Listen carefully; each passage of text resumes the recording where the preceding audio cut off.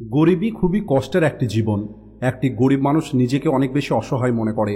অনেকবার এরা অনুভব করে যে আমি হয়তো জীবনে কিছুই করতে পারবো না। এই গরিব মানুষদের জীবনে অনেক বেশি সমস্যা থাকে। আবার অনেকবার গরিব মানুষগুলোকে নিজের পরিবারকে দুইবার খাবার খাওয়ানোর জন্য অনেক বেশি সমস্যার মোকাবেলা করতে হয়। এদের ভাগ্যে যে খুশিগুলো থাকে সেই খুশিগুলো এরা খুব সহজে পায় না। এদের দেখে মনে হয় যেন প্রকৃতির কোনো শক্তি আছে, যে শক্তিটা এদের কাছে টাকা আসা থেকে আটকে রেখেছে। এরা কখনোই নিজের স্বপ্নগুলোকে পূর্ণ করতে পারে না। কিন্তু যদি আমরা চারিদিকে তাকিয়ে দেখি তাহলে আমরা দেখতে পাবো যে আমাদের কখনোই নিরাশ হওয়া উচিত নয়।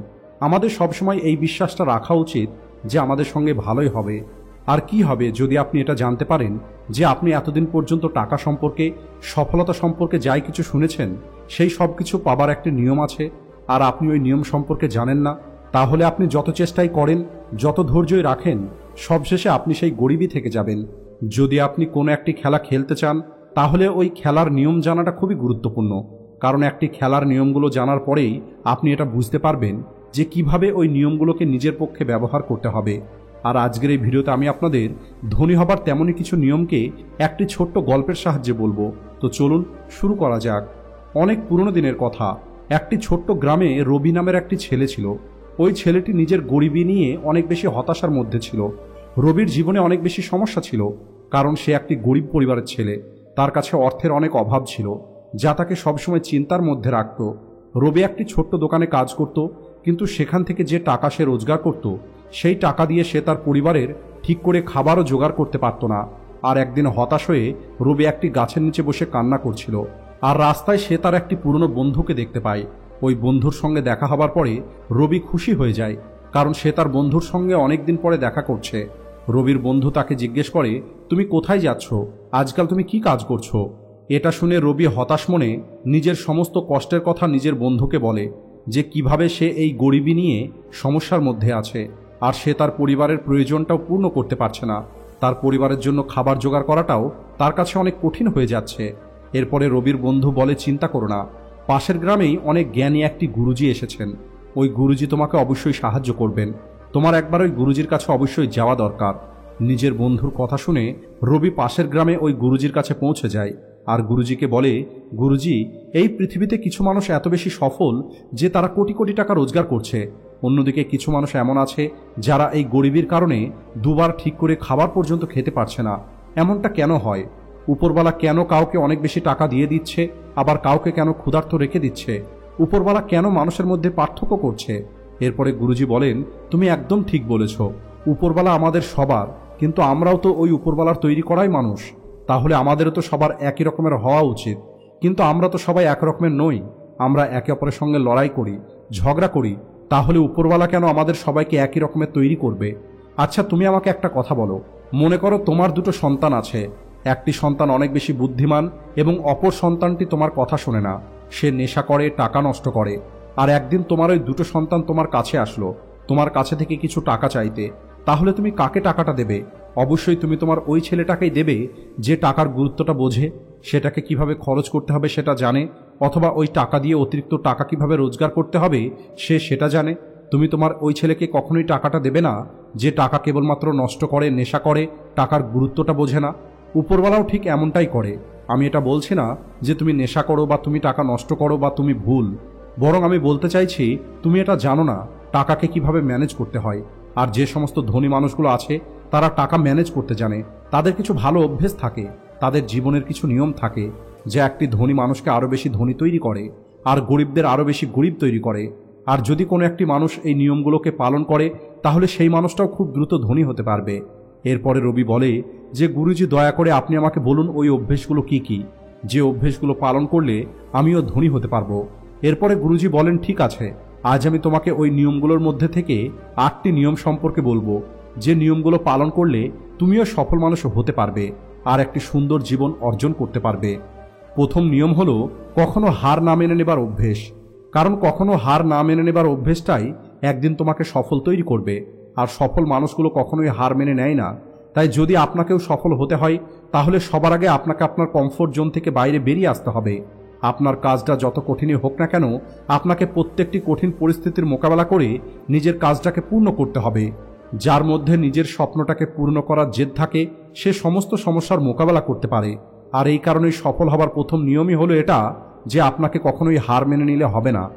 দ্বিতীয় নিয়ম হলো অন্য মানুষের কথা শোনা বন্ধ করে দিতে হবে।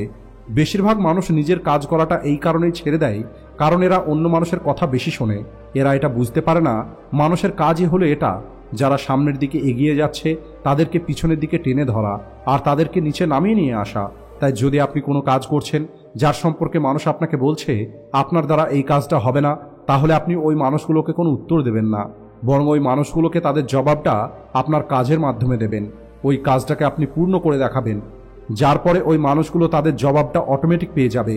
আর এরপরে যদি আপনি দেখেন অন্য মানুষগুলো আপনাকে অনুকরণ করার চেষ্টা করছে, তাহলে বুঝে যাবেন আপনি জীবনে সফল হচ্ছেন, কারণ মানুষ সফল মানুষগুলোকেই অনুকরণ করে। 3 নম্বর নিয়ম হলো নিজের ওপরে বিশ্বাস করা শিখতে হবে। যদি তুমি সত্যিই জীবনে সফল হতে চাও তাহলে তোমাকে নিজের ওপরে বিশ্বাস করতে হবে। তোমাকে বিশ্বাস করতে হবে যে তুমিও সফল এবং ধনী হতে পারবে। আর সবথেকে বড় সমস্যা হলো এটা যে বেশিরভাগ মানুষ ভয় পায় আর তাদের আত্মবিশ্বাসটাও কম হয়ে যায়। একটি মানুষের জীবনে সাধারণত 6 রকমের ভয় থাকে। প্রথমত গরিব হয়ে যাওয়ার ভয়, দ্বিতীয়ত বৃদ্ধ হয়ে যাওয়ার ভয়, তৃতীয়ত নিজের সম্পর্কে খারাপ কথা শোনার ভয়, চতুর্থ ভালোবাসা এবং সম্মান হারানোর ভয়, পঞ্চম অসুস্থতার ভয়, আর ষষ্ঠ মৃত্যুর ভয়। আর যদি আপনাকেও এই ভয়গুলো ভয় দেখায় তাহলে আজ থেকেই আপনি নিজেকে পজিটিভ কথা বলা শুরু করে দিন। কারণ যদি আপনি রোজ নিজেকে পজিটিভ কথা বলতে থাকেন তাহলে আপনার এই ভয়গুলো দূর হয়ে যাবে, আপনার আত্মবিশ্বাসটা বেড়ে যাবে। আপনি এটা ভেবে দেখুন, যদি একটি ছোট বাচ্চা পড়ে যাবার ভয়ে হাঁটা বন্ধ করে দেয় তাহলে সে কি কখনো হাঁটা শিখতে পারবে? কখনোই না। আর এই চিন্তার সঙ্গেই আপনাকে আপনার লক্ষ্যের দিকে এগিয়ে যেতে হবে। আপনি হাজারবার পড়ে যেতে পারেন কিন্তু কখনোই হার মানবেন না, পুনরায় উঠবেন এবং এগিয়ে যাবেন। 4 নম্বর নিয়ম হলো রিস্ক নেওয়াটা শুরু করে দিন। আপনি যে কাজই শুরু করেন আপনাকে প্রত্যেকটি কাজেই রিস্ক নিতে হবে। রিস্ক না নিয়ে আপনি কোনো কাজই করতে পারবেন না। তাই যদি আপনাকে সফল হতে হয় তাহলে আপনাকে রিস্ক নিতেই হবে। আর যদি আপনি সঠিকভাবে রিস্ক নেওয়াটা শিখে যান তাহলে আপনি যে কোনো কাজকে সহজেই পূর্ণ করতে পারবেন। যদি আপনার মনে হয় সফলতাটা রাতারাতি পাওয়া যায় তাহলে এই চিন্তাটা আপনার একদম ভুল। কারণ সফলতা অর্জন করার জন্য আপনাকে রাতের পর রাত পরিশ্রম করতে হবে, আপনাকে আপনার ব্রেনকে ব্যবহার করতে হবে, আপনাকে আপনার কাজে রিস্ক নিতে হবে এবং অনেক সমস্যার মোকাবেলা করতে হবে। আজ আপনি যে সমস্ত সফল মানুষগুলোকে দেখছেন তাদের সম্পর্কে পড়ুন, তাদের সম্পর্কে জানুন, তারা কতবার ফেল হয়ে গেছে কিন্তু তারপরেও তারা হার মানেনি, তারা বারবার রিস্ক নিয়েছে এবং এগিয়ে গেছে। আর যেদিন আপনিও রিস্ক নিয়ে কাজ শুরু করবেন সেদিন থেকেই আপনি সফলতার দিকে এগিয়ে যাবেন। 5 নম্বর নিয়ম হলো আপনি যে কাজটা করতে চান আপনি সেই কাজটাই করুন। আপনাকে সেই কাজটাই করতে হবে যে কাজ করতে আপনার ভালো লাগে, যে কাজটা করতে আপনার মজা লাগে।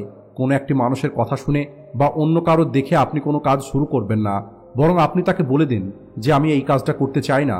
কারণ যদি আপনি সেই কাজটা করা শুরু করেন যে কাজে আপনার ইন্টারেস্ট নেই তাহলে আপনার ওই কাজের প্রতি মনোযোগ লাগবে না।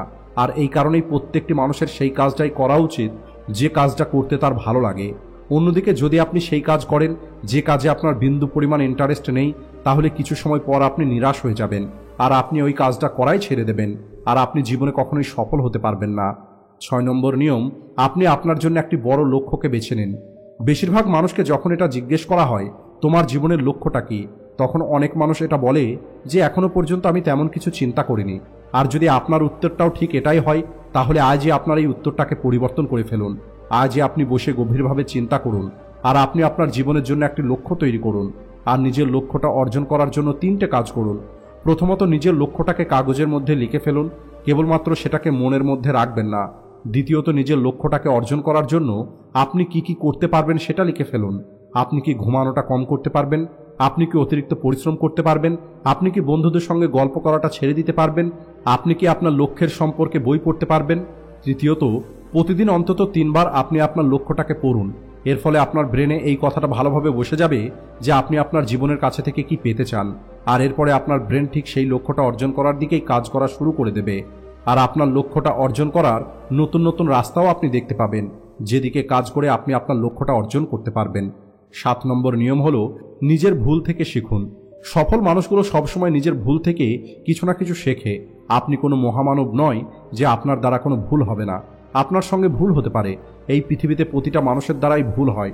আর এই কারণে যদি আপনার দ্বারা ভুল হয়ে যায় আপনি আপনার ওই ভুল থেকে শিখুন আর সেই ভুলটা সংশোধন করে আপনি এগিয়ে চলুন।